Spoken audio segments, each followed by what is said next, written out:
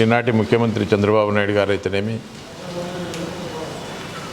మరి ఈరోజు మంత్రులుగా ఉండే వాళ్ళైతేనేమి, ఎమ్మెల్యేలుగా ఉన్న వాళ్ళైతేనేమి, తెలుగుదేశం పార్టీ కార్యకర్తలు అయితేనేమి, అందరూ కూడా బాబు షూరిటీ భవిష్యత్తు గ్యారంటీ అనే నినాదంతో ప్రజల్లోకి రావడం జరిగింది. ఈరోజు బాబు షూరిటీ బాధుడుకు గ్యారంటీ అనేది ఈరోజు ప్రజలకు చంద్రబాబు నాయుడు గారు చూపిస్తూ ఉన్నారు. ఎన్నికల సమయంలో ఎక్కడా కూడా, ప్రతి మీటింగ్లో కూడా, ప్రతి సభలో కూడా నేను కరెంటు ఛార్జీలు పెంచను, గతంలో వైఎస్ఆర్ ప్రభుత్వంలో కరెంటు ఛార్జీలు పెరిగినాయి అని చెప్పి మరి చెప్పడం జరిగింది. కానీ ఈరోజు చంద్రబాబు నాయుడు గారు అధికారంలోకి వచ్చి ఈ 5-6 నెలల కాలంలోనే 2 సార్లు ఈ యొక్క విద్యుత్ ఛార్జీలు పెంచడం జరుగుతూ ఉంది. ఈరోజు సామాన్యమైన ప్రజలు రేపో మాపో ఆ యొక్క పెంచిన ఛార్జీలు కూడా 15,485 కోట్లు కరెంటు ఛార్జీలు పెంచి ప్రజల మీద భారం మోపడం జరుగుతూ ఉంది.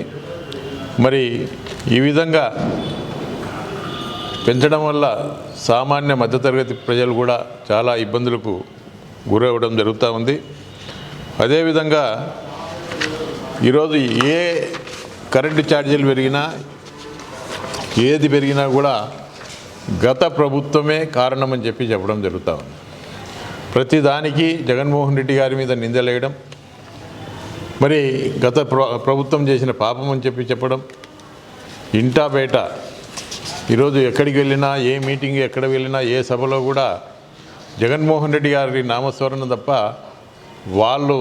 మేము ఫలాన్ని మంచి పని చేస్తామని చెప్పి ఎక్కడ చెప్పడం లే. ఎందుకంటే వాళ్ళు ఈ యొక్క విద్యుత్ ఛార్జీలు పెంచినారు, మీటర్లు బిగిస్తున్నారని చెప్పి రైతులు ఉద్యమించినప్పుడు కూడా రైతులను కూడా కాల్చి చంపిన దుర్మార్గుడు చంద్రబాబు నాయుడు అని చెప్పి కూడా తెలియజేస్తూ ఉన్నాను. అదే ఈరోజు ఎవరు కూడా ఈ యొక్క విద్యుత్ ఛార్జీలు పెంచినా, ఈ యొక్క పథకాలు ఏవి అమలు కాకపోయినా మరి ఎవరు కూడా ప్రశ్నించవద్దు. ఏదైనా ప్రశ్నిస్తే మీ మీద కేసులు పెడతాం, సోషల్ మీడియా వాళ్ళ మీద కేసులు పెడతాం, ఎవరైనా ప్రశ్నించిన నాయకుల మీద కేసులు పెడతామని చెప్పి ఈరోజు దుర్మార్గంగా పరిపాలన సాగిస్తూ ఉన్నారు. ఏదేమైనప్పటికీ కూడా ప్రజలు గమనించాలా. మరి ప్రతి వ్యక్తికి కూడా ఒక్కొక్క యూనిట్కు ₹2.19 2.19 గతం కంటే ఈరోజు పెంచిన ఛార్జీల వల్ల ₹2.19 పెరిగే ప్రమాదం ఉంది. కాబట్టి ఖచ్చితంగా ప్రజలు మరి మా వైఎస్ఆర్ పార్టీకి తోడుగా ఉండి ఖచ్చితంగా ఈ యొక్క పెంచిన ఛార్జీలకు నిరసనగా, మరి త్వరలోనే పెంచిన ఛార్జీలు కూడా రావడం జరుగుతుంది. కాబట్టి ఈ పెంచిన ఛార్జీలకు నిరసనగా ఖచ్చితంగా మీరు కూడా మీ వంతు ఈ యొక్క సహకారం అందించి ఖచ్చితంగా పెంచిన ఛార్జీలు తగ్గించే వరకు మనమందరం కూడా పోరాడాలని చెప్పి ఈ సందర్భంగా తెలియజేస్తాం.